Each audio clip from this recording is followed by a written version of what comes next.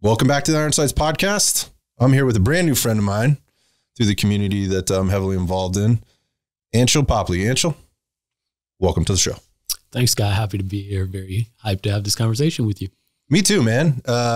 We just, for context for the listeners, we met through the firearms community. We come from probably very, very different backgrounds. We're going to uncover a little bit of that because I don't know a ton about you. Usually our conversations have been mostly, in brief. We've had a brief conversation here at the gym, but out on the range. Right. And when we're out on the range, all kinds of stuff is happening. Yeah. There's all kinds of, noise, but I also mean that in the obvious ways. But also you just got people and you're socializing when you have time to do that, when you're not focused on what's happening downrange. So I'm stoked to get to know you a little bit better and talk about your story. Yeah, likewise, man. The kind of the common thing here, or that brought us together, obviously, is the firearms community. But one of the interesting things about you is your involvement in photography and particularly art. And so I want to kind of peel back some of the layers there when that came from. But you're a Bay Area guy. Yeah, pretty much. I grew up, didn't grow up. I was born in Miami, and I don't remember things. So as far as I can remember, I've always been in the Bay Area, different cities, different places, primarily in the East Bay. So where specifically in the East Bay? In San Ramon currently. So like for those people that don't really know kind of the geography and logistics around here. So San Ramon is going to be, when we say East Bay, a lot of people think, oh, that's like Oakland. Right. It's not. Yeah. East Bay is a big place. So maybe give them some context. Right. I would classify anything East Bay is anything Oakland, San Leandro. You got Hayward, Castro Valley, San Ramon, Danville, Dublin, all the way out to Livermore. Really? Yeah. That's all the East Bay or Walnut Creek too, right? Yeah. So they call it East Bay, but like San Ramon. And so if you think of Oakland being on the water, right? And directly across the bay from San Francisco, San Ramon is probably still another 30 miles, maybe not quite. Give or take. Yeah. Maybe 20 miles to the tip of Oakland. Yeah. Inland. Yeah. And you have to go up over a little bumps or a little mountain range there, where there's some residential. There's actually a little college up there on the top of the hill, St. Mary's. Is it St. Mary's? St. Mary's is Walnut Creek. Well, yeah, it could be. Yeah. Sort of. Yeah.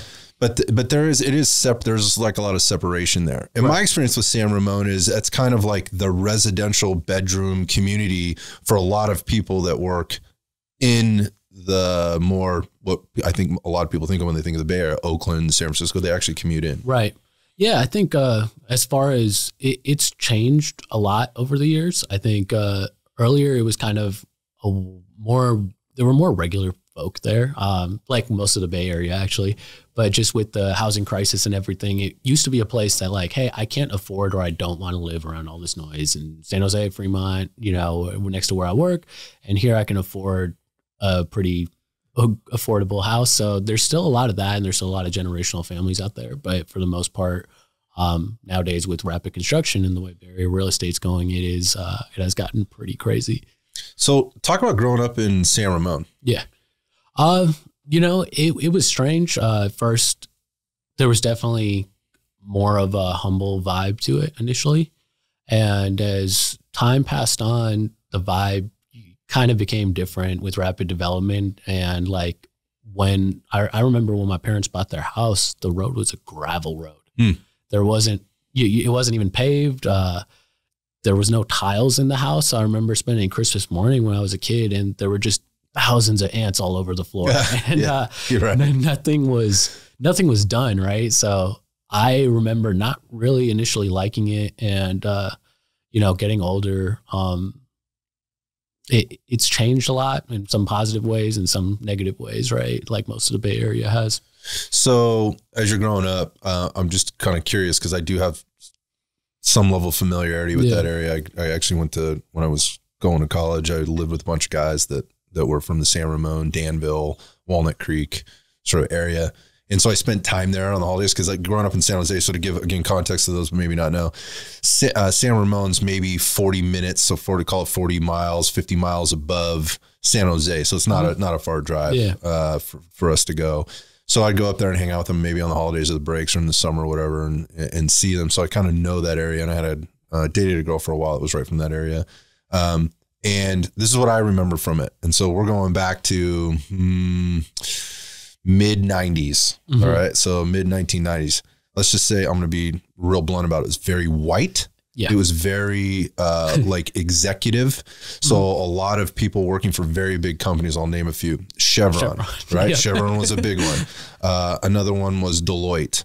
Another one was, there's this huge construction firm, and it's like development firm.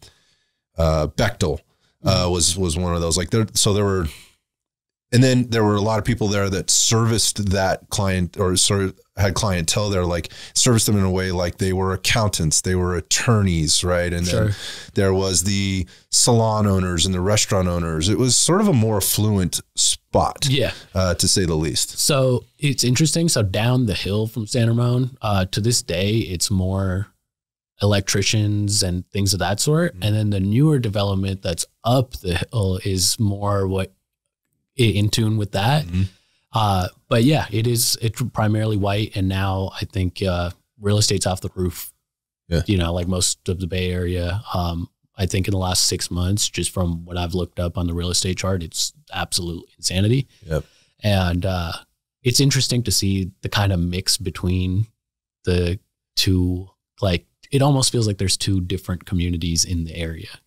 I would agree. Yeah. It's like that where I live too. Like right down here. I mean, it's I mean, you have it's not really the haves and have nots, but in some cases it is. We have a horrible homeless, and we're going to call it, if I'm being politically correct, the police officers down here can't even use that word anymore. They have to use the word unhoused, if it could be any more ridiculous.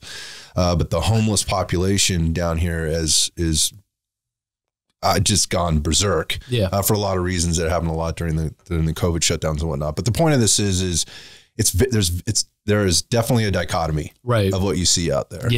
Whereas maybe back when I was describing it was different. And I think that is a lot of the Bay Area right now. It's probably a lot of major metropolitan areas in the United States. But the reason I bring that up is just to give maybe people that have a certain perception of what the Bay Area is, thinking San Francisco, Oakland, San Jose never comes up in that. It's actually the 10th largest city in the United States. People never really think of it that way. But again, I think it's important as we maybe start to get into this art and culture piece and kind of your take on some things. That's why I'm asking the questions and painting the picture. So I hope we're not boring people, but it's interesting to me. So, okay. So grow up in San Ramon as a kid. What are you doing as a kid in San Ramon?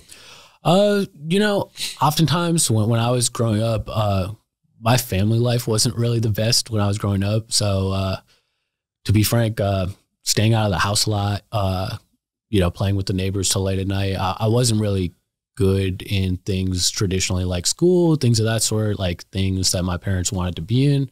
As I got older, that translated to spending some time in the back of a police car, or spending a night overnight in jail. And, I didn't really realize the type of opportunities that I was also blowing by just not, there was kind of a disconnect, and me and my parents' relationship are fine now. It's the best it's ever going to get. Like, put it that way, like there's no real problems between us, and no hard feelings, but it's just hard, coming from an immigrant family, and you want to be your own person, but you're being a bit restricted with these pressures and expectations, and balancing those, I didn't do the best job of. So a lot of the blame comes on me too. Got you. So you said immigrant family. Where did the family immigrate from? India. Okay. So it's interesting. My mom's actually Kashmiri. I'm not sure if you know about the history of Kashmir. A little bit. Yeah. So there was that whole Exodus genocide there. And, we're one of the few Kashmiri Hindu families. Survivors. Yeah. So there's quite a few thousand, so it's not like 100 or anything. But so that was like always a huge part of me growing up, is learning about Kashmiri heritage. Mm-hmm. And how was that a big part of, or let me just say this, that probably wasn't, what was, again, a very small community to begin with. So how did you integrate when you came, or when your parents came to California? Right. I think, definitely there was, like, from what I remember growing up, there was always like a lot of Indian people. And like, that's who my mom preferred to socialize with, was like a lot of Indian people. They speak the same language, all kinds of things. So I remember that being more of a way of life, and in a way, like inside the house, like outside of school, it didn't really feel like the American experience people would think. Right. Interesting. And then you'd go to school, and like you said, at the time, it's changed a lot now, but at the time, San Ramon was primarily white.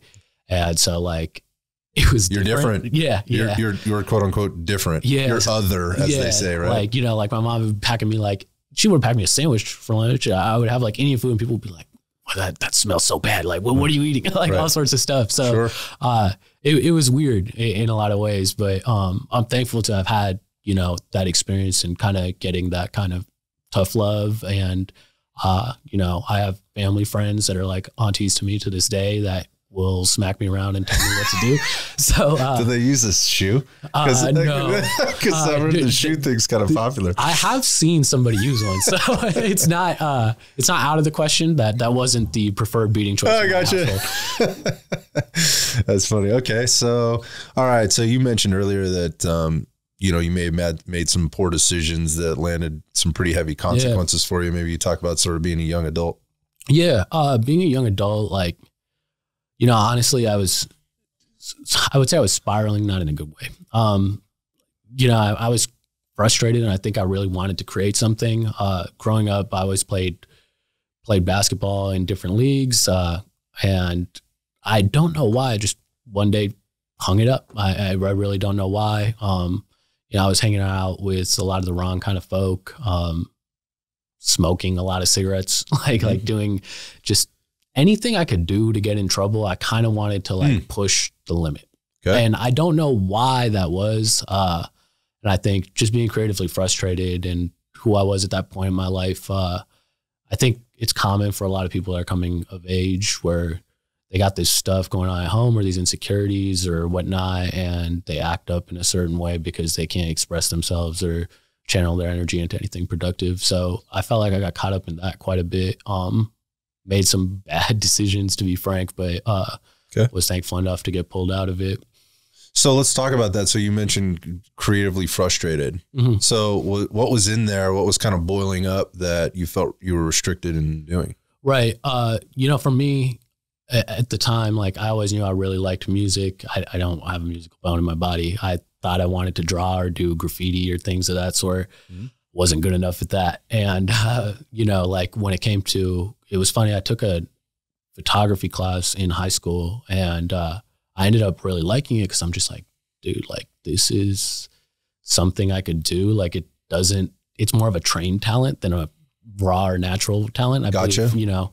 There's a skill set involved and right. There's some fundamentals about it. I've learned that in the last probably 2 years, kind of having to be more media savvy.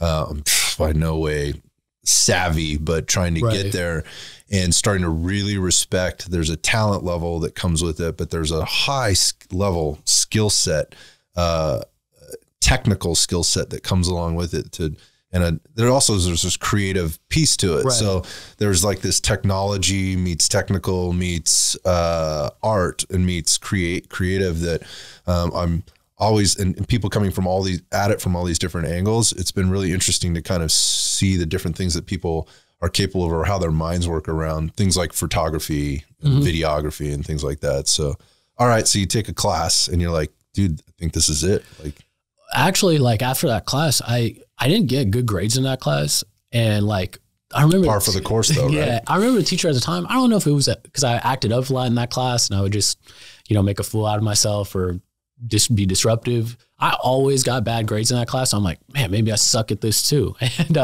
what ended up happening is my aunt got a DSLR for like taking family photos. And obviously she had no clue how to use it. So she goes, oh, it's like a lot of cameras. yeah. Like, why don't you teach me? So I was like, okay, let me like borrow this for a couple of weeks. And she never really got it back until, you know, like I got one of my own finally, like after a lot of begging. And that was like the real turning point for me of like, hey, like I'm not like hanging out with anybody anymore. I stopped hanging out with a lot of people because on the weekends I would rather like hop on BART, go to the city and go take some photos. And at the time I didn't really know what I was doing, but I just knew I enjoyed it.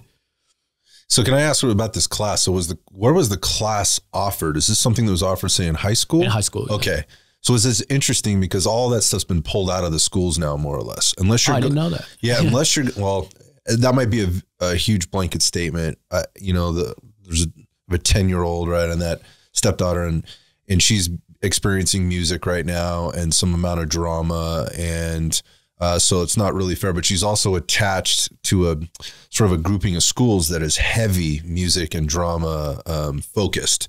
So that might have something to do with it. But when I was in school, they had shut down the libraries. I mean, the quote unquote media center was only open a couple of days a week and for like an hour a day. Right. And then woodshop was like one class per day. You either got it or you didn't. Drafting, huge drafting room. I remember being in, and the guy was only teaching like 2 classes a day, like beginning and advanced drafting. Yeah. Auto shop was gone. Yeah. I really wanted to do auto Me too. shop, like metals. Yeah. They shut down the metal shop. Yeah. Like it was literally all happening at that time. It's funding. And we know how, you know, I'll just be right up front about saying it. I mean, the education system, public education here in system in California, I want to be a supporter of it. And my kids have gone through it. I have an older daughter who's been through it. And I have to tell you, and there's the data is there to support this. It's the worst. It's awful. It's the worst in the country in so many ways. I mean, we are absolutely at the top of the game when it comes to being horrible with our public education system. Right. And there's too many things to talk about there. So I'll get off that soapbox. But going back to the photography class, like we might have had that. We might have, and it might have been attached to like the yearbook committee or something like that. Like, and it was probably some teacher who was working like overtime, not maybe getting paid a lot extra, maybe a stipend or whatever, to kind of put that thing together, who was passionate about photography and was trying to help the kids out. I don't know, but my point is kids aren't given exposure to these things unless they run across an aunt who has a camera she doesn't know how to use, right? And takes it upon themselves to go out and do it. So I find it interesting that was the pathway through school. Okay, so all the stuff that you're struggling with in school, you finally find something that clicks with you despite the grades. You found a new passion. I did. Where does that take you? So I went to community college for a couple of years, like a lot of folks locally, which was kind of not a great decision because anybody can get into some college, right? And the advice I'd give to people is, if you're going to be in debt anyway, just take it and run, right? Like if you're trying to do something, get through it. Yeah, just take whatever offer you get, take it and run. You'll have a good time. But I was at community college for a couple of years, and I wasn't doing too hot there either. And I was simply like, so the thing is I've always been really book smart. I've always read a lot. But when it came to actually applying myself, I just wasn't going to class. And I was just screwing off, taking a lot of photos, like just not attending, hanging out with friends, you know, like just blowing an opportunity. Tough to be successful when you're doing that. Yeah. So I had to do what they call, one day I like woke up because I'd gotten kicked out of community college. And that takes work, man. Yeah. Congrats. And I felt, you know, like awful. Like, I'm just like, you know, like I got like my mom yelling at me, like, and, you know, part of it too is I'm like, I want to get out of the situation I'm in, being in the house. Like, I'm not like gelling well here. And I just kind of shot myself in the foot on that, you know, completely. And, I ended up doing an academic renewal. My grades for that next year, I took extra units. I was like literally just nailing every class, like getting A's on A's on A's. But because of academic renewal, I could not be eligible to apply to the UC or state school system in California because they don't recognize it. So I ended up going to the University of Iowa to pursue a double degree in cinematic arts and business administration. Wow. That's what I ended up doing. And how long were you out there for? 2 years. Okay, so let's talk about the transition from San Ramon, California, right, living at home, to where is the University of Iowa? I don't even know. Iowa City. It's pretty easy to know. Okay, Yeah. Iowa City. Was the Hawkeyes? That is the Hawkeyes. Yeah, so it's the Hawkeyes, right? Okay. So is there culture shock? I gotta imagine there's culture shock. So right? I mean, we just went from like the Indian family living in San Ramon, right, going to predominantly all white school, to now moving to Iowa City, right. Which I'm chuckling about it because while I haven't been to Iowa City, I've been through Iowa, I've been through through Indiana, through Ohio, through Illinois. It's all white unless you're in the major metropolitan areas. I don't even know if that even exists in Iowa. So they have Des Moines, which to say major metropolitan is a stretch. Yeah. But so talk about that, man. Talk about that as a young Indian guy going to Iowa under these circumstances. Dude, I did not at the moment I was just like, when I was applying, I was looking at like top film schools and like that have a business program. And of course, like UCLA, USC pops up and I'm like, well, dude, even though I've done well the last couple of years, that's a wash. Like you got to have like perfect grades to get in there. Yeah, not happening. And I didn't know what it looked like when I signed the paper. I had no clue what to expect. You'd never been there. No. You just like, I'm going to apply. If I get in, I'm taking it and I'm running. Exactly. Okay. So, I get off the plane and the plane landed in the closest airport is called Cedar Rapids, which is about half an hour out. And like as a dinky airport, not like a street light once like you get into the taxi. And I get there for orientation and I'm like, dude, like, you know, the campus starts to come up and like there's lights and I'm like, okay, like there's some sort of civilization. It's going to be fine. It's going to be fine. But when does it set in, man? Like when is it like, what have I done? I think orientation, because when you get in at night, like they had like some buildings, like not like tall skyscrapers, but like, you know, kind of skyscraper-esque. And I was like, oh, you know, they have a whole downtown here. Like not bad. The next day I realized it's like 2-3 blocks. That's it. The whole town is the university, right? That's exactly it. Yeah. And that's where I was like, dude, like my next 2 years, my life is going to exist in these 2-3 blocks. And that's exactly what happened. Like a lot of repetition. I met some good friends there, but you know, that too was challenging because everybody there is like very small town mindset and, you know, they don't understand you don't understand them, but, made an effort to. And, some of my friends that I did meet there are friends that I'm going to have for life. Lifelong friends. Yeah. That's generally the case with college. One of the interesting things about the Midwest there is there's so many colleges and everybody is going to college. And I mean, again, another blanket statement there, but that's like, there's so much opportunity to go to college. Most kids, young people are going to college there in some way, and they have these opportunities to get into schools like Iowa, University of Iowa. Mm-hmm. But anyway, the point of that is it's like, that's what you do. And you've come from a different background. So these kids are probably coming right out of high school. Like you've spent a couple of years living some life, making some mistakes, learning some lessons or whatever. And you're going into with maybe a little bit of a different perspective also with the culture shock. So how did this wind up, man? I mean, so was this 4 years of school there or? Just 2 years of school since I came from community college. Okay. You know, it is a 4-year college. So most of the people I met were around my age because I met him through class, or like one of my best friends was originally my neighbor. It's kind of hilarious in retrospect. My rent to live alone was like $550 and everybody thought that was like ridiculously expensive. And I remember looking at it, I was like, wow, that's dirt cheap. Like cost me that much to fill up my truck with gas. But you know, I got there and the experience, it was strange because I wanted art school and I wanted the cinema program to be something that it wasn't. Oh, gotcha. So you're a little disillusioned. Yeah, it was super pretentious and I got called like mainstream a lot, got a lot of like criticism. And quite honestly, when I started to see like some of the teachers work there and realized that like, you know, I'm not trying to be king shit at Turd Island over. But you were a disappointment. Yeah. You're disappointed. I wanted to learn from people that were really good. And interesting. I felt like I was sold a bag of goods. I felt like I was better, especially when it came to photography in a lot of ways at that time. And I wasn't very good back then. And that kind of fucks with your head when you're trying to learn from people that are better than you. Yeah. I think I get it.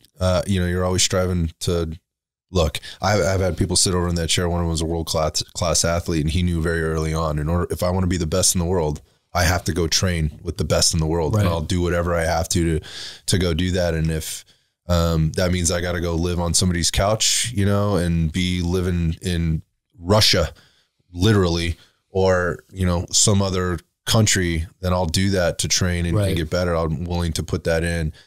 And he knew very quickly a couple of times this is not the right fit for me and moved on.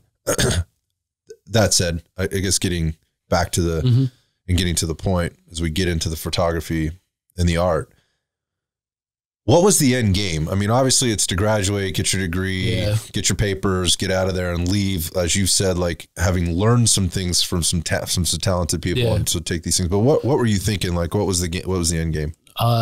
So I had to shift that. Originally I thought I would get in there and I would learn a lot because I was always doing photo, but video was so foreign to me. And there was nobody to really teach me the proper way to, you know, like make a short film or how do you put together a team to work on something together? And everybody was at so different skill sets. Like some people were really good and some people were not. The people that were really good wanted to work siloed. So for me, I had to switch up my end game to just be like, dude, I'm going to get out of here. I'm going to get, you know, my degrees. I'm going to go home and I'm just going to use, you know, the survival skills and life skills I've just learned, like being away, and I'm going to come back and I'm going to start making stuff. And I don't know what that is yet, you know. Still on the journey. Yeah. I came back and it ended up a lot around music. Okay. I tried to make it a point to like every day I would come home. I was, you know, after work, after whatever time I had, I would be like, I'm going to shoot sunset every day. And I would go somewhere. If it was the same spot twice, I was just trying to beat myself the day before on what I'd created. So take photos of the sunset. Take photos of the sunset. Wherever I could find time, I would be shooting. I was so antisocial. Did not talk, did not respond to text a lot of times. And was just like, I felt like I lost 2 years of creating being out there. I learned other things, you know, when it came to life skills, when it came to like business classes were good. But when it came to film, I felt like I lost my creative edge for 2 years. Wow. So you're just going out going, I just gotta take pictures. I just gotta take more pictures. And were you trying to find it again, or was it, no, I need to make up for the time that I've lost? It was making up for the time. Okay, so you saw the passion. It wasn't like, I don't know what I'm doing. Like you were focused. Yeah. It was more like, dude, I haven't like, you know, that's one of the things we take for granted in the Bay Area, right? It's so beautiful. And I hadn't been around that kind of like, not saying there's nowhere beautiful in Iowa. Like I definitely did get some cool photos, but like just being trapped in those, you know, 3-4 blocks of college town, it was like suffocating. There's not much in Iowa. It's a lot of open flat land. It's farming and industrial. I mean, that's what you get there. It's mostly farming. So it's all corn and rice and soybeans, and it's miles and miles and miles of that. Yeah. And I just felt like, you know, like I came back and I look at other people's work and I'm like, wow, like the editing game is like transforming, like, and I'm not there. Wow. And I don't know how to do this anymore. Okay. Like I felt like so behind. So you mentioned the music piece and trying to kind of get into the music. When you say that, what do you mean? Like you were getting into the music piece? Right. That came, I would say, a year later after I moved back. Is like one of the things I've always been involved in, like the hip hop community, mainly around the Bay Area. Okay. And that is very underrated, I think. I mean, when people think that, they think like East Coast, West Coast, and what, you know, LA and but there's so much talent that has come out of here and that exists here in the Bay Area. So maybe talk about that and how you got into it. You know, for me, when I had originally hit up, there's this website called The Thizzler, which hosts all like Bay Area rappers, and it's a kind of a corny website. There's a lot of trash on there too. Okay. And I found this artist named Ian Kelly, and I thought he was dope. And I hit him up. I sent him an email. I found his email, and I'm like, hey, dude, do you want to take some photos? Like would love to go take some photos of you. And he was like, yeah, absolutely. We met up for dinner. Had a good conversation. He's like one of my good friends today. He's gone on to do really cool things. He was like the theme song for today's, or this year's Madden, like on the soundtrack. God, his list of accomplishments goes on forever. That's so cool. He was really, really dope to me, and he was a real artist. And through that, I started going to his shows. He started taking me to other people's shows, and before you know it, I had, you know, this wide range of clients. Yeah, like super cool people to work with, and we really like got to build a lot of things together. And I could just spitball ideas off them and be like, "Hey, I want to go shoot here. I want to go shoot there. Is anybody free? Is anybody interested?" And people would just be like, "Yeah." So, some of this talent, you mean, would be like, yeah, you want to shoot at this particular place in a particular city locally. Hey, meet me out here and I'll take some photos, and that what they get out of it is photos that they can use for or content they can use for their stuff. And you're getting the practice and the creative. Exactly. And building some, I guess, some equity in what it is that you're doing. Yeah.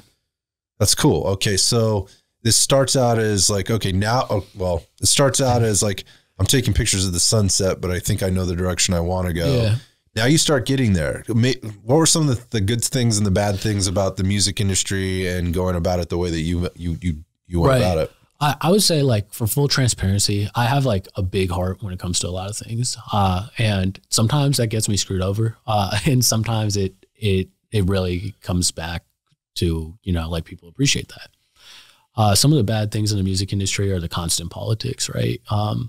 People that are supposed to be friends, just kind of, and the nature with especially music is like, especially rap, people have big egos, right? And the nature is everybody's egos in the way.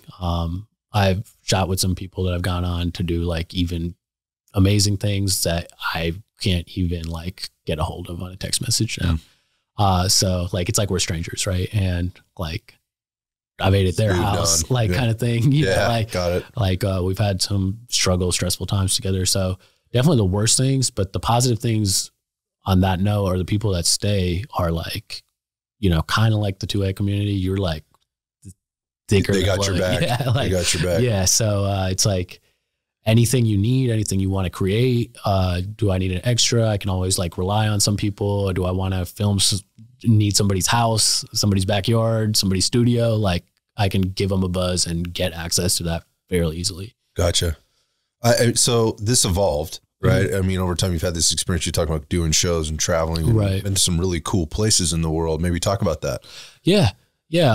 Travel was always like something that's big on my mind. I'd always used to see it right on Instagram, especially like Instagram. There's many things wrong with it, but what it did for me, and I think a lot of other folk, was it showed me how big the world was and how cool it is. Right. Mm-hmm. So, or can be. Yeah. So like for me, traveling to Europe, was like a big deal for me. Cause it's just like, number one, you're experiencing such a different culture, right? And such a different vibe. And like just the landscapes and everything. I think it's everybody needs to go overseas one time. Mm-hmm. And you will grow and learn from that experience just to see how other people live. And one of the things I realized in Europe that I try to keep with me now is they have a little, but they have a lot in terms of social energy. You never saw anybody on their phones while dinner. Interesting. You know, they live in little tiny places, but they have like one really good jacket, not two, not three, not no H&M garbage. Like, you know, like the best jacket ever is their winter jacket. Minimal things, the best things, and enjoy every aspect of life. Interesting. That's an interesting take. So yeah, you got to shoot there. You got to take some amazing photos. And so you're collecting this like, this portfolio of things, right? Yeah. And so how are you sort of curating all of this and what's happening with this art as you're putting it together? At the time it was moving so fast. I wasn't really curating it besides like maybe Instagram. I had an Instagram get deleted. Really? Yeah. For what reasons do you know? I mean, because sometimes this is mysterious. I think it got hacked and I couldn't get access back to the account. So how many followers are we talking? It was like 2,000 or 3,000. Okay. Nothing crazy. Yeah, but that takes work. But yeah, it takes work. But Instagram and it's such a saturated sort of field of, photography or even videography. Yeah, I mean, that takes time to do. Yeah. So at the time, it was just really Instagram. And I didn't really know what I was creating it towards, right? I had a pop-up shop. I thought that would be like something cool, which is pretty much like a weekend art gallery where I provided everybody free booze. And that was like a cool experience. A lot of people was in downtown Oakland, so I got a lot of strangers stopping in. And I put out a sign that said free beer outside, and that's how people came in. I'm in. Yeah. It was just PBR, but there was a lot of it. Oh, I love PBR. And it wasn't like that. Yeah. There was a lot of it. So I got like a lot of stranger engagement, and I didn't know what I was building up to. Like it's hard knowing how to, really navigate the industry in that sense. Like I was getting a lot of work and a lot of gigs, but like, as far as me personally, I felt like I was just working for other people, like I wasn't doing anything of my own. That's actually sounds very familiar to me. So I know sort of several people in the genre, right? And into photo and videography, and they all struggle with what you just said. Like, how do I turn this into a business? Mm-hmm. How do I make a living doing what I love without constantly having to pick up and go do somebody else's stuff. Right. Like, this isn't really my stuff. This isn't really my creative. I get to express my creative, but through what they need or want for their business. And it's tough to scale too, right? I mean, you can only be in one place at one time with however many cameras you take with you. So, depending on how much work you're doing for any one client, for every photo, there's editing, right? And that's where all the time gets put in. And then there's also obviously, booking the next trip and the next client or whatever. So knowing how many clients you can take on, is this going to piss off the client that I have?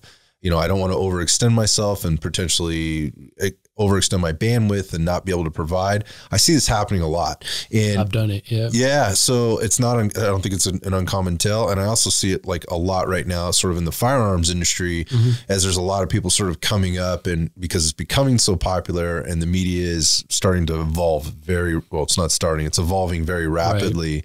I'm starting to see people out there that are doing a really good job, and probably right where you were then. Yeah. You're maybe a few steps ahead of them now. And I see them. I'm not really sure, Scott, like when I ask them, but I feel like I'm doing the right thing and I'm enjoying what I'm doing and I'm getting good feedback. And so I feel like I'm on the right path, but there really is no playbook for this. Right. It's not like being in a traditional role where you're like, hey, if I perform for 2 years, I'll get a promotion, I'll get a raise, I'll be a manager, whatnot. Right. Like, or you get a contract, or something like that. Like, you're not a contractor anymore. Yeah. You're an employee, that kind of thing. Yeah. Like really cool stuff does happen, and you get like cool gigs, like, and just an example, like in the firearms industry, I know Chris was telling me he did some work with the Fieldcraft guys. And similarly to music, there would be like cool stuff like that. Like, I got to take photos of Freddie Gibbs 2 times, which is like one of my favorite rappers. I'd got to, see a lot of my friends grow in that sense, like, and be a part of that journey. But there was nothing like, there's no immediate next steps. It's just like, okay, that was cool. It's over now. Like, what do I do now? And you just sit in your room and you're editing this and you're like, I don't know what's coming next. I wish I could make this feeling last forever, but it's going to be on to the next one, and the next one may suck. Like, the next one may be a shitty gig. Yeah. That's an interesting piece too. Like, you could be like, in your mind, this is like the best shoot you've ever done. Like these, and you give it to the client or the, whoever's commissioned you to do this stuff, and they hate it. Like, it just doesn't. It's happened to me. Yeah. So talk about that. Like, maybe without dropping names if you don't want to, but like, talk about a project that you thought was really good work, and somebody's like, this is shit. I'm not using it. There was somebody I actually really wanted to work with, and he was pretty popular. And I went out and he wanted to do a barbershop video, and I was like, dude, this is cool. We're in the traditional barbershop. And he's like, I want it to like be more about the haircut and chilling. So I got a lot of B-roll of him like smoking and drinking and doing like, the classic barbershop look. And it was super cinematic. And he's like, this isn't really what I expected. And I'm like, you told me you wanted a video of you getting a haircut. Like what do you mean?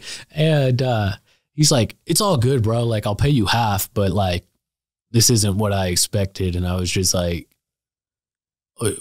direction's unclear, right? Like, that is a huge piece of this. Yeah. And so when you're, as a photographer or as an artist, I'm just going to put it that way, because there's a lot of things that come in with the film stuff, but in coming into it is understanding what the scope of work is and trying to understand your client's needs and wants, right? And then somehow, because this is all, there's so much creative involved here, trying to articulate or get them to articulate the vision might be very minimal, right? Yeah. And then you having to try to fill in the blanks, and there's a lot of guesswork in putting it together. And I've seen that happen. And I see the challenges with, I guess from the business perspective, is like, based on what I'm hearing, I'm not entirely clear. So I have no idea how many hours this is going to take me. Right.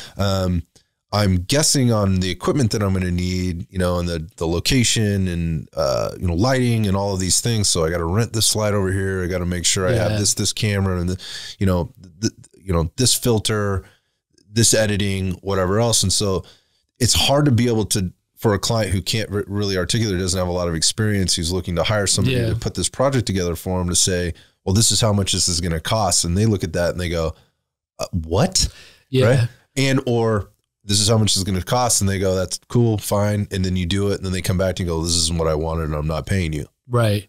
Yeah. Now I've started to take half up front. Yeah, you got to. You have to. Non-negotiable, because like, I can't deal with people flaking. I can't deal with, my time is valuable, and the amount of time I spend in prep work, like you were saying, is valuable too. And now, like, one of the ways I've gotten around it, and gotten that response less is I'm like, hey, like when you say you want this video to look like this, what does that mean to you? Because this means a different thing to everybody. Can you send me examples? If they're not willing to have this like kind of consultative, it's not the right client. Yeah. That, and like some of my best clients never ask me about money. Like one just flew me out to Vegas, rented us a Tesla, like did a bunch of things, put us up in like the nicest Airbnb ever, gave me a tip on top of what he originally paid me, which was like very generous. So the people that know what they want and the people that trust your vision and they're like, hey, I'm not going to try to superimpose myself on this. I'm just going to let you do your thing. What do you think would work? Like, how do you want to run this? So I got to write up that whole story and I sent it to him and he's like, here, I would change this and this, but like, I approve it. Let's do it. Yeah, I think it's important. I think you're giving important lessons to the talking important lessons to the people that are out there that are trying to break into this business. Right. And if I'm boiling it down to like the firearms industry, because that's where I'm spending the most time. I'm outside of I spend tons of time all day long in the fitness business, but I've been spending a lot of time, sort of talking about and integrating into this other culture. What we're seeing is this kind of this wide open landscape, right? And it's like, well, what do you want? Do you want the cinematic version or do you want the instructional video? Right. Do you want it, a lot of movement and sizzly and flashy, or do you want, something different? And it's hard. Like it's hard for me to articulate what I want or what I don't want. But for me, like I know what I like when I see it. Right. So going back to the artist that's trying to break in and score some contracts and maybe make a living and do something special and contribute at the same time. Again, I think you're painting a very clear picture of the things that you need to be thinking about as you're getting in. Simply holding a camera. And I'm going to be honest, and this is the same with like, I'll compare it to like training, like personal training or even firearms instruction for that matter. Anybody can grab a fucking $3,000 camera or whatever, right, off of Amazon or B&H Photo, right? And take it out there and take some pictures and say, I'm a photographer. Yeah. People do. They do it all the time. And they might get lucky and do a really good job with it. Right. And it's hard for maybe the person that doesn't understand, who's looking for somebody to do a good job with it. They see the camera, they see the person, they go, oh, this makes sense. It's the same for the trainer, right? Like, hey, this guy looks great. He works out at the gym. He's got great arms. I see him working out all the time, whatever. This just makes sense. Oh, and by the way, he has a certification that took him 4 hours to do on the internet, whatever. So this just makes sense. There's these pieces that they're missing, in terms of making the right decision. And oftentimes it isn't really found out and, until in the communication up front until later on down the road. It's like, oh my God, like I've made a horrible mistake in terms of my purchase decision here, or I've made a horrible job or horrible decision as a potential coach or photographer or whatever in getting involved with this client because I didn't ask the right questions up front and I wasn't clear about what my fees were. And I don't know my overhead costs. Like I don't know any of this stuff. And you going back, why are you guys always like that, Anshil, where you're like, that's cool. I got this. Like, don't worry about it. Like like your heart gets in the way. Like you're giving because you want to do a good job and ultimately get screwed in the end. Like, I asked that question rhetorically. But I think that's what artists want to do. They just want to be given a little creative freedom. They don't want that friction. Maybe that's it. Yeah. So for me, I don't stray away from friction necessarily. Like if I see something some way, and if somebody doesn't, I'm going to let them know why I feel that way. And that doesn't mean that I'm thinking their opinion is like out the window, right? I'm not like trying to hurt anybody's like thoughts or like shit on somebody's like other creative ideas. But if I'm in charge, it's going to be done my way. When it comes to the overall giving part, I think, oftentimes when you see something really cool as an artist, when you see another artist, especially that's really cool, or when you see somebody that's like super good at shooting or something, you're like, oh, I can make a sweet video of like the way this dude does this is like really like cool, and you want to be there to capture those moments.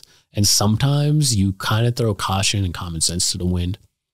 And for me, I think, being there and capturing the moment, I'm like, moments fleet, right? Yeah, that's the deal, right? Yeah, I might miss the opportunity. Yeah. And like, a good example of this is like the Kanye documentary that just came out is... Haven't seen it yet, but my buddy JP is a huge Kanye fan. And he's like, he's all about it. The guy that made it got screwed essentially for like 20 years. You know, like he was recording Kanye the whole time. Presumably what I would think was for free. And Kanye one day just like never hit him up for like 10 years almost. And, you know, it's a miracle we get to see that footage, but he talks about it and he's like, you know, sometimes, you know, there's something special going on and nobody's capturing it. And for me, it's just like, is it unique? Is it interesting to me to capture? Because I could take 1,000 paid gigs all day that are pretty fucking mindless, right? And coming back to what's real and what's interesting, I might stretch out for that. That's interesting, man. Because again, I'm going to draw a parallel to the fitness coaching side of things, where a lot of people get into this business because they like the sexy, right? It's like, hey, this is really cool. People are looking up to me. I'm giving advice. They're paying me for this stuff. And, you know, I want to train the professional athletes out there. I want to train the fitness competitors out there. I want to train the supermodels, or supermodels don't fucking lift weights. I don't even know what I'm talking about, but something like that, right? Like just open up a magazine or look on the internet anymore. Like they don't lift weights. They lift the pink beauty bells.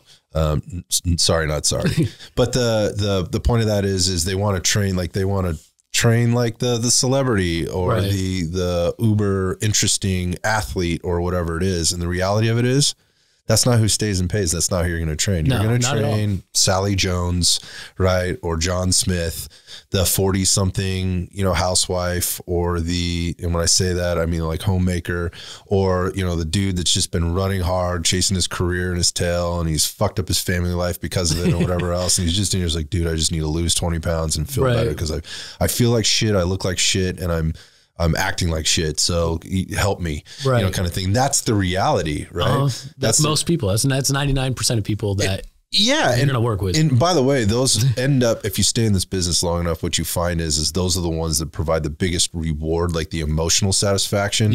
And oftentimes financial reward as well, because they stay in it long time because you earn their trust. You're really helping them change their life versus, you know, I don't know, get another 3 yards on their drive off the golf tee or whatever, if you're training that pro golfer or whatever the case is.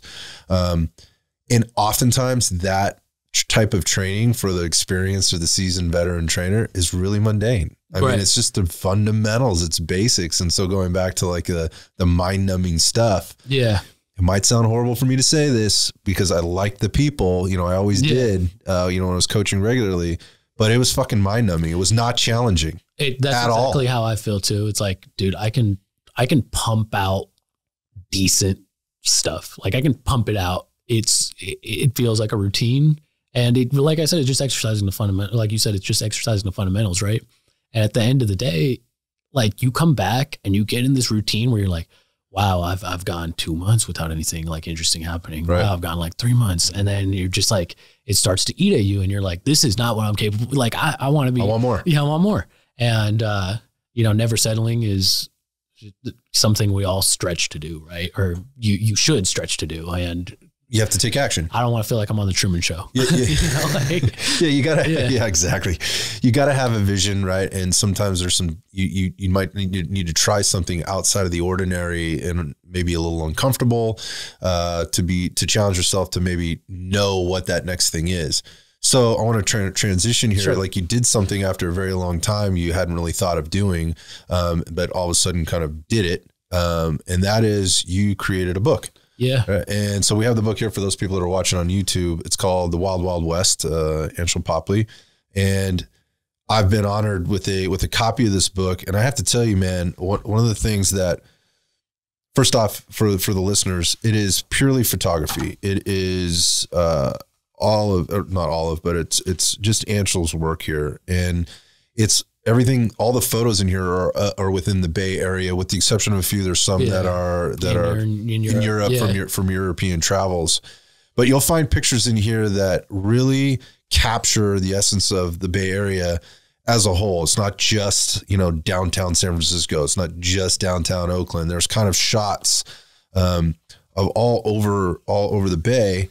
The people, there's a lot of texture in this book, and I was really kind of caught off guard because I have seen, you know, your work on Instagram and whatnot, But when you get the book in your hands and you see the photos on paper, which I think is lost today, we don't see a lot of that because it's all digital. Everything's digitized now. And, you know, we're constantly stuck to our phones, as you've already kind of articulated with regard to the differences between us and Europe and whatnot. But the people and the realness that's in here, and the stuff that, even if you lived in the Bay Area, or if you, well, I will say this, if you live in the Bay Area and you've lived in some of these cities and some of these places that these pictures represent, some of the things you see every single day and never pay attention to, you've captured in a different way. So I'm hoping you can maybe just kind of talk us through what inspired this thing, and what you're trying to do with it. Like, what was the purpose? Right. You know, I made this book during COVID with a good friend of mine. His name's Danny Lint. He lives out in Hawaii. I've actually never met him, but we FaceTime all the time. He was a graphic designer for a lot of the musicians. He's designed for Red Bull, all sorts of stuff. His NFTs are going crazy. Awesome dude. Just want to shout him out because he's not credited in here, but he hooked me up with this. And sitting there when I was in COVID, and I'm just like, dude, like, this sucks. Like this sucks. I had like this breakdown, and I'm like, I've done so much shit for other people, and I've never taken like my own thing. I'm like, when am I going to make something for myself? Right? Like, why am I constantly doing stuff for other people? And I'm like, I'll make t-shirts. that's what I thought. Okay. And then I was like, dude, that's so weak. And I remember I had a friend over, and he was looking through, I was just showing him like some of every time I have a favorite photo, I should save it in a folder. And I was just showing him some of my favorites because he's like, oh, I need some new art for my room. And I was like, all right, come pick it out, right? Like, come pick out what you want. And he's like, dude, I haven't seen a lot of these. And I'm like, yeah, you have. They're on Instagram. And he's like, oh, I haven't seen a lot of these though. Like, not like this on like my big ass monitor. And I was sitting there thinking, and I'm like, all right, t-shirts are stupid. Like, they're not going to get my photography across. Like, you can't, like, the colors are going to be weird, all sorts of stuff. I'm going to make like a coffee table book. So I call up Danny. And Danny's like, yeah, dude, I'm pretty booked right now. Like, can you wait like 3 to 5 months? Or like, I can recommend you to somebody else. And I'm like, no. Like, I really want you to do it. Like, I'll wait. Like, I'll wait. So Danny designs it, sends it off to a printer. And that was pretty much it. Like, it was more of this itch I had to scratch. Cause I'm like, dude, like, everybody knows me as like this photographer, especially in this music community. But like, it's like, I do more than music, you know, like, I wanted it to be a representation of me as a human being, and like for the people in Iowa that I still don't talk to, that I talked to, that ended up buying a copy, or for people in other states too, like strangers that ended up buying a copy, they get a good representation of like what the Bay Area is, and hopefully who I am within that, and how complex the world can be. And I feel like a lot of people these days don't spend time understanding each other. It's just like stereotype after stereotype, and all sorts of like labels. Like, people just want to put you in boxes and think it. Like, I was watching a Aziz Ansari special, and he goes, you know, everything somebody has to say about something. And I didn't want to be that person. So I wanted this book to be special in that way. That's like, you don't know what you're getting when you open it up. There's a lot of varying factors of my life. And I think it represents me as a complex human being, I guess. I think that's pretty actually deep, because everything is so shallow these days. Right. I mean, everything is a Instagram picture, a 30-second reel, a 15-second TikTok, you know, video. And most of it is worthless. Like, right. and I think it's become that way because people have felt like they become slaves to actually just putting out content. Right. And while the picture might be a good picture, relative to whatever, or the video might be a good video is relative to whatever, there's more thought put into how do I get this video up? What's the right caption to put in there? And, you know, now I got to be on to the next one because that's the name of the game. Yeah. And by the way, 24 to 48 hours from now, if somebody hasn't seen it, you've forgotten about it, because it's now, over, I mean, if you go to visit somebody's grid on their Instagram or whatever, you might do a couple of scrolls and go down. But again, they're flashing by, and people aren't spending a lot of time with that. And the artist, or let's just say the curator of that particular page, whatever it is, whether they're artist or not, knows this. So there's like this mad rush to just put out more, rather than putting work into or memorializing the work that you have done. So I think it's interesting with the book, because who buys books anymore, Anshil? Nobody. Right. So that was the challenge. Is I remember when I told some people I want to make a book, they're like, a book? You sure? Like, and I was like, no, I'm going to make a book. And they're like, I don't know. And I'm like, no, it's like a coffee. It's like a decoration, you know, like, you know, and I think more people understood that than didn't understand it. Oh, interesting. Yeah. And I think a big part of that too is, you know, of course, when it started sales, it was just me. There was this really dope writer named Alan Cesaro who agreed to review my book.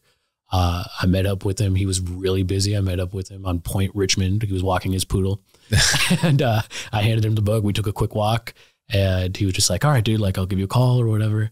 And, that generated a lot of organic traffic. And I think a lot of people, like, especially from the Bay Area or from other places, or I got some comments from strangers. I got an email that's like, thank you for this book. Like, it reminded me of home. I've had to move out because I can't afford to live there. Wow. You know, so I'm glad it, you know, has it's impacting people. Yeah. It's impacting people. I think, you know, again, like, interesting how it was spawned, you know, just at a time when you were down, and it's for as shitty as the lockdowns were and pandemics are and all that other stuff, like that, so much positive stuff has come out of it. Like this, like what we're talking about now. I mean, I would have not probably explored the whole art piece and I've always appreciated it. I was heavily involved in music as a kid and into my, you know, young, you know, I guess adolescent years. Right. And so I've always had an appreciation for art, music, culture. My parents were really good about exposing us to a lot of that. And then I've had good friends that have exposed me to stuff that I probably wouldn't have been exposed to. But the point of that is it's the way we got to it, like the way it was presented to us then is so much different than it is now. Yeah. It's so hard to get the product out there. You know, everything is so commercialized and so like overly produced and so forth. It's like almost like a coffee table book, so novel. Like, whereas before, like I grew up with these things everywhere. And, you know, actually to this day, my parents have, just thinking about it, like there is a massive book. This thing's huge. It's like, I want to say the size of this book is probably like, it might be as big as like 20 to 24 inches like long. I know exactly what you're talking about. Yeah, you know what I mean? And like maybe 18 inches wide. Like, and then thickness is probably like 4 or 5 inches, and it's all Rembrandt stuff in there. Like they had that sitting on their living room coffee table, like as kids, we used to call it the no-no room. We were not allowed in that room, right? There was a piano in there that my brother played, but that was the dog wasn't allowed in there. This has to be pristine at all times. My mom had nothing to call her own except for that. This is my room. You guys will not come in it. But but on that table, yeah, there were a couple of books. Rembrandt was one of them. And I think it's still there to this day. The point of that being, like, I don't see that shit anywhere anymore. Like, if you asked a 16-year-old kid who Rembrandt was, like, would they even fucking know? No, no, not at all. So they're not getting exposed to this stuff. It's only what's coming to them through. It's just oversaturated. Everything's oversaturated. And it's just, to me, I as much as I love social media, like I said, it's taught me a lot about the world. And I do think there's some positives. It's just like, hey, did you remember to go outside and actually like do some of the things you're seeing that are cool? I think it teaches you a lot about what could be. Right. Of course, you know, there's a whole fabrication of like people's lives and how it influences like some people's mental health, especially if you're growing up with it that young. But I wish people just took more time to pick one thing and learn about it. You know, whether it's art, whether it's a book or something, learn about it. Do a Wikipedia read every night, you know, do something. It stimulates the brain and stimulates the critical thinking process, which is, god dang, so lost right now. Yeah. I mean, you're just seeing it kind of every day. So I think it's a good place to transition sort of into how we got connected. Yeah. So at some point, we got connected again through the firearms community. We were out on the range one day, and we happened to just we were with a group of people with the common thread, and you were standing next to me on the line. Yeah. And we'd never met. Again, I've met a lot of great people, and what I found in the community as a whole is just so many good people. I mean, I totally agree. And so many different walks of life, and particularly here in the Bay Area. Again, when we talk about culture, it's extra different, right? I noticed that as a you know, when I came up here in for the fitness industry, I'd worked sort of all over California at this point, like Central California and all over Los Angeles, Orange County, San Bernardino, Riverside, just, I mean, you name it in California. I'd been everywhere, but I hadn't actually worked in Northern California yet. and I'd had experiences in other states as well. When I came up here, I was like, whoa, this is like microculture climate everywhere. Like you could go just a couple miles and it was completely different. Part of that is that the company I was working for had purchased a bunch of other businesses from other companies that had, they were basically had rebranded them as the company, and it wasn't like they still had the old culture, that was in there or whatever. So a lot of it was like kind of figuring that out. But I think it was a good representation of kind of how the Bay Area is as a whole. So when I show up on the range, I'm like, wow, there's very interesting people out here. I see a lot of trends, but it's a lot of new people being exposed to it, being exposed to firearms and being exposed to other people that are for the first time being exposed to it. So maybe talk about your story there and how we actually got connected. Because I'd been out there for a bit and kind of knew everybody, but you were a new guy to me. I had taken private classes with Kyle a couple times, I think, before my first group session. And I really liked training with him. I felt like I learned a lot, How did you get there though? Like, how did that start? Yeah. So before that, I had, I had shot before and it was kind of like I had taken one class, and this was maybe 3-4 years ago, and it was like very drill sergeant like. And it's just like, it was like my second or third time shooting a pistol, and I was just like, oh, you fucking suck. like low left, stop doing that. And I'm like, I don't even understand what I'm doing, right? Wow. Like I don't get it. People in that class, like it said it was an entry level class. I didn't have a belt holster or anything. I didn't realize I needed to. It's a lot to know. Yeah. And it said it was an introductory class. People were pretty like decent. Like I was definitely like the newest of the new over there. Yeah. And like, I kind of gave up on, I was just like, maybe this isn't for me. I went to a few indoor ranges and it wasn't the most fun time to me. And then a friend and I started going out to the woods and just messing around like out there. And I found it to be really peaceful. And I was like, got back on the range, tried a bunch of things. And I was like, hey, like in order for me to really like learn, I'm not going to be able to do this myself. Like I've watched every YouTube video there is, and things happen really fast. And I need somebody next to me that knows what they're doing to like help me improve. So I found Kyle, Manzano Tactical, for those that don't know his name, but I signed up for a class with him and it was eye-opening. 2 hours, no attitude, very like he was very much the homie about it. We grabbed lunch right after, and he was super professional, but like also like willing to go the extra mile. Mm-hmm. And he's like, I want to see you at a group class. And I'm like, dude, I can't. Like my last group class experience, like there's going to be all sorts of jackasses there. Like, I don't know. Like, I just had a bad, memory taste in my mouth from before. Went to this one, and I just had that red dot Glock 17. Right, that's how I met you. I was drawing from the holster. And I couldn't find the dot, and I was like closing one eye. And I was just like, I'm just going to line up the irons because I hear the beep and I need to hit something. Interesting. Yeah. Okay.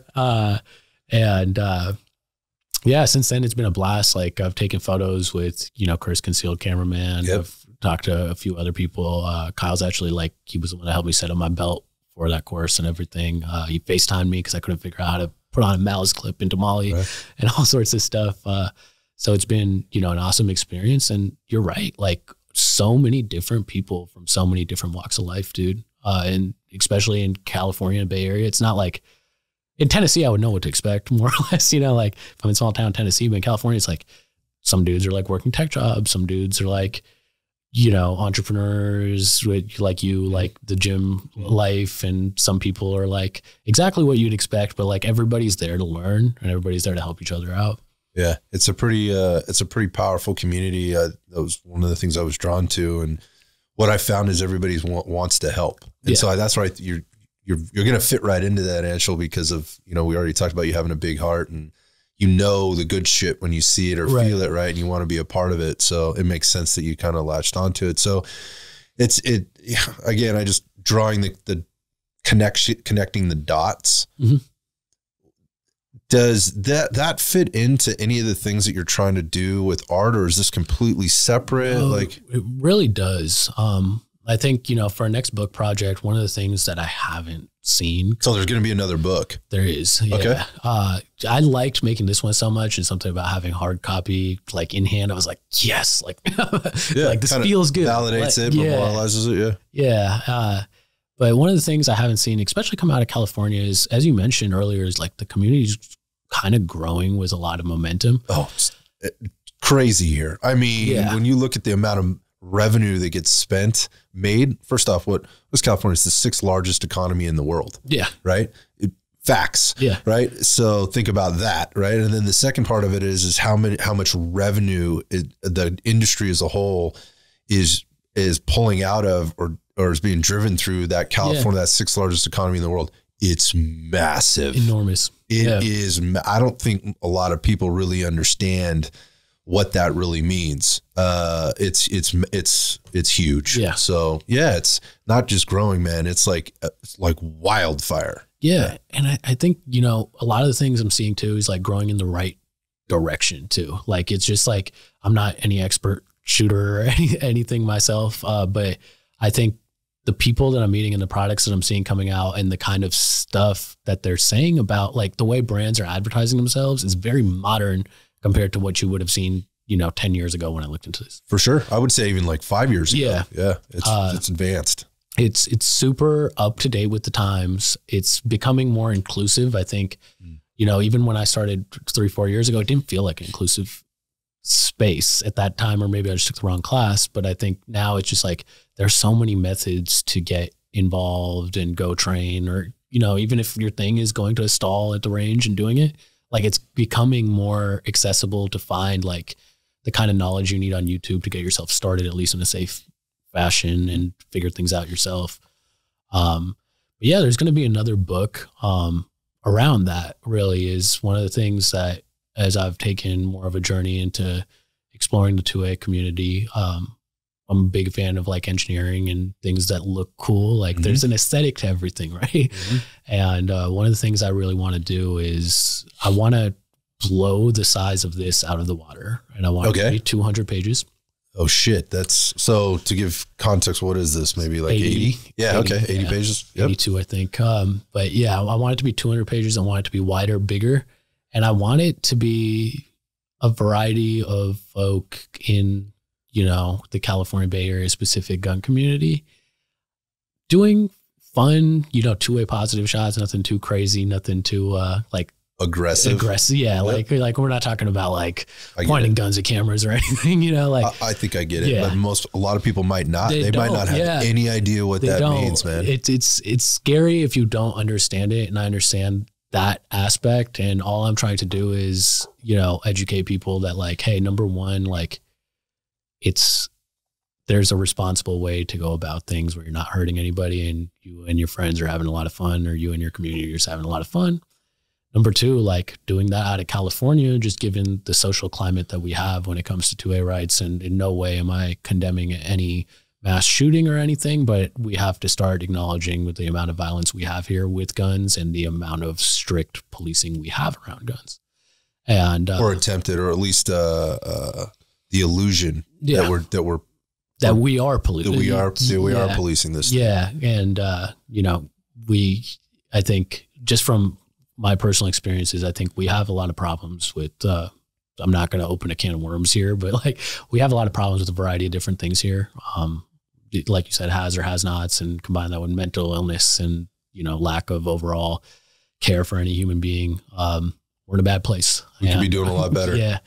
And I think just making the 2A community something fun, something positive. I've seen a lot of a few Instagram accounts doing that kind of thing and making it the inclusive space that was shown to me, paying it forward, and creating some really cool, fun stuff while we're at it. So I can't wait to get started and complete that. And I think that'll really be my next passion project, and I'm chasing hard.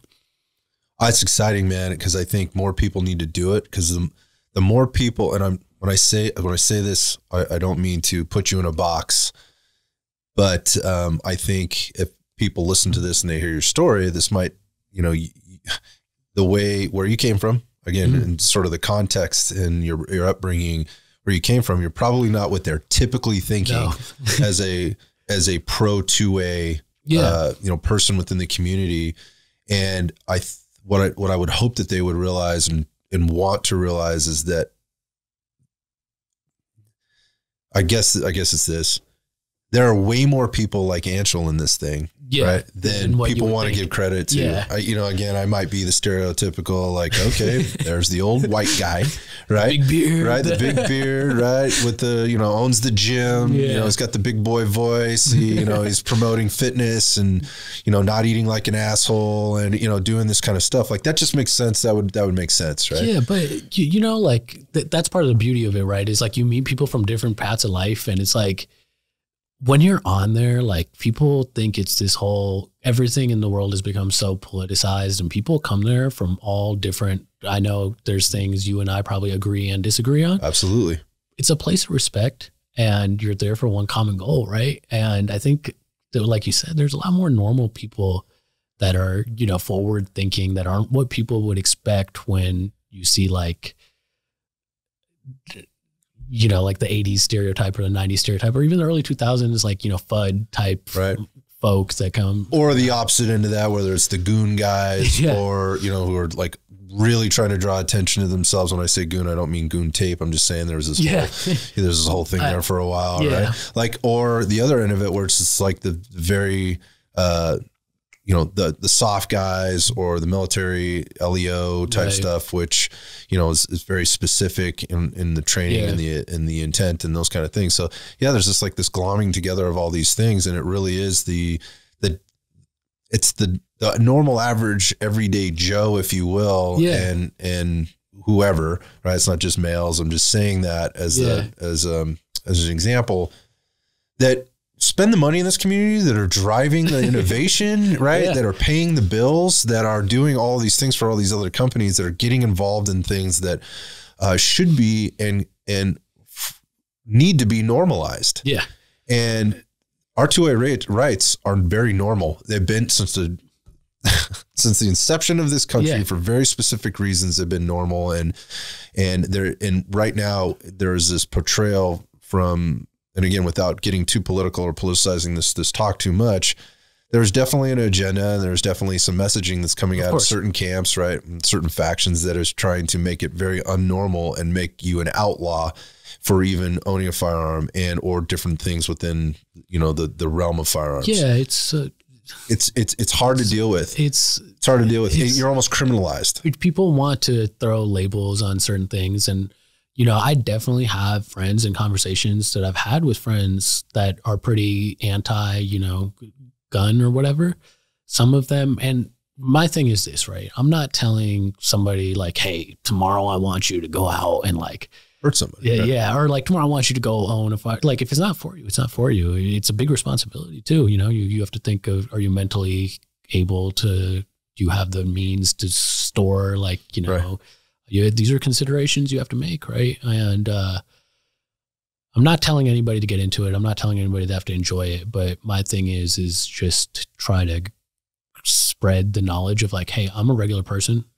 If you want, like, you can come out with me. We can go to the forest. Like I can, show you in a more controlled environment that isn't chaotic. You can decide if you like it or not. You can give it a try. If you don't like it, no worries. Right. Like. Period. It's like that with anything. Yeah. Should be like that with anything, right? Yeah. So I try not to like I think in today's modern day and world, what I'm seeing a lot of, and I've been guilty of this in the past, is like alienating people and being like, so-and-so believes this, like, fuck this guy. Right. So-and-so thinks that, fuck this guy. But like, in order for me to try, in order for you to try to get out of what our label is, like, I'm just trying to be more understanding and appreciative. And if you decide that it's not for you, that's okay. But at least now, hopefully it gives you a perspective not to like you said, like be like, oh, you own one of these or you do this, like put this kind of stigma. Yeah. And label. It's just like, I tried it. It wasn't that bad. It wasn't really what I thought it was. It kind of demystified it for me, and that's it, it's maybe not so unnormal. Yeah. Right. Yeah. And so going back to your project, your passion project that you're starting to embark on, I think it's really interesting that you're looking at doing it like Bay Area specific. So you're bringing in kind of the cultures that we see, the culture. And when I say that, like the two-way culture here, which is like the culture within the cultures, right? And the different areas and the different vibes that we have here, and all the different people that can come together or do come together to do these things, and kind of putting it out there in a different medium, and doing it through a book, which is, I think, very original. And I'm very curious to see how this whole thing turns out, because, and then what the response is more importantly within the community that exists, and outside the community, of people that are a little, maybe a little gun curious, maybe anti-gun, whatever, and go, oh, man, that's weird. Because if you get that's a good response. Like, or man, I found that really offensive. Okay. All right. Or man, that's really cool. Or Jesus, I had no idea. That is really interesting to me. Let me flip the page. All of those things are good reactions, or they are reactions to it. And I mean, I think that's what art does. It tells a story and it gives a message. And, when you're looking at it, you feel something from it. I mean, and that's, I think most artists would say, like, good. Like, if you feel something, what is that? Sit with that. Why does it make you feel it? Why do you feel that way? Let's peel back the layers of that. Like, why does that offend you? Why does that scare you? Why does that make you feel happy? Like, why does a picture or a figure or statue or whatever, or some piece of art, why does it make you feel that way? That's what people need to sit longer with. Digest. Right? Yeah. I think it's going to elicit some sort of response. I'm fully aware of that. And I think some will be negative, so some will condemn it and literally judge a book based on its cover, and subject matter. Probably. Yeah. And, even some people, I think, in the community are going to judge it and like, be like, oh, like Anshil is not very good, or like, I don't like they set this up like this. There's always that type of trash, but I think most people, hopefully it'll give them a medium of like, if you like Call of Duty, and if you've had Call of Duty posters in your room as a kid, and if you're watching like John Wick and stuff like that, like, I think this is the perfect medium for you, because it's not forcing you to be like out of your comfort zone, You don't have to subscribe to anything like that. Yeah, you don't have to subscribe to anything. Just sit with it, look at it, see what's up. It's going to be a series of very staged cinematic stuff. Like, I'm not looking for this to be like all like technically right, and like these are photos of dudes running drills. Like, I'm looking for it to just be cool, right? Cool. like I love it. Action movie type cool, like very stylized, very, very unique to some stuff that I built up in this book and the skills I've built up, and look to exercise that more. Cool. Any idea on the timeline? I'm hoping to get it done by the end of the year. Oh shit. That's ambitious. I think once I start it'll come together really organically with outfit changes and stuff. And I have an idea of, and I know I shared it with you, I have an idea of the people I would like to get involved with it. Yep. The goal really is to put it on a bigger platform as well. Cause like, this was just little old me. Right. And, if with a lot of the products we use, like, I'm sure are synonymous in everybody's like gear sets. Right. And showcase those and ask if anybody's interested in selling it on their marketplace. Yeah. I think there's platforms and mechanisms for doing that, and doing that well. Certainly there's some people I think that have figured that out, maybe in other genres and other things. And, maybe that formula works over here. Maybe it doesn't. I don't know. Yeah. I'm not sure. Yeah. I'm not sure what the end result there will be. It's a hope, but regardless, it's going to come together, and we'll see, what exactly ends up happening with that over time. I'm excited to hear more about it as you're going through the journey and get updates on it. And then obviously the final product. I think probably at this point, like, if people want to find out more about you and see the work that you do and maybe engage with you, because I know you're very active in doing that. Like, you respond to people and you love having these kinds of discussions. Where should they go? How can they find you, dude? Yeah. I'm at Anshil, ANSHIL. I know it's a hard one, .jpeg on Instagram. You can feel free to DM me there. My email is listed on there. I have my cell on there that I should probably delete. So don't do that. Don't call me. Somebody called me once out of the blue, and that was really unsettling. But I think those are the best places to get you. Those are the best places to get at me. And if you do want a copy of this book, the link is in my Instagram bio. In the bio? Yeah. Cool. I love it. I encourage everybody to have a look at Anshil's work and just understand this. And this is what I got when the book finally hit my hand: is what you see digitally and what you feel, see, get, and kind of can take in with having the actual physical product in your hands are two very different things. They're both positive things, but I think people you're going to get just more out of it when you see it on the paper. The colors are different, right? The texture is different, right? When you see it on paper print, if you will. So I encourage everybody to get their hands on this if you like art. If you're interested in the Bay Area and want to learn more about it through art, this is a fantastic way, and it's beautiful. I think it's really well done, and it's going to look great on. We're gonna try to get it in front. I don't want to be selfish with it. This is going on our lobby table out front of the gym, so all the people that come in have an opportunity to see it. Yeah, that would be awesome. And be exposed to it. So. Thanks, Scott. Yeah, Anshil, thanks for coming down today, man. Yeah, no, thank you for having me, man. It was a pleasure. I appreciate you, and can't wait to see how all this stuff comes together, and continue to watch you on your journey, dude. Yeah, likewise. I'm sure we'll be hanging out on some range days soon, and thank you so much for having me, man. I very grateful to be here. You got it, brother. Take care.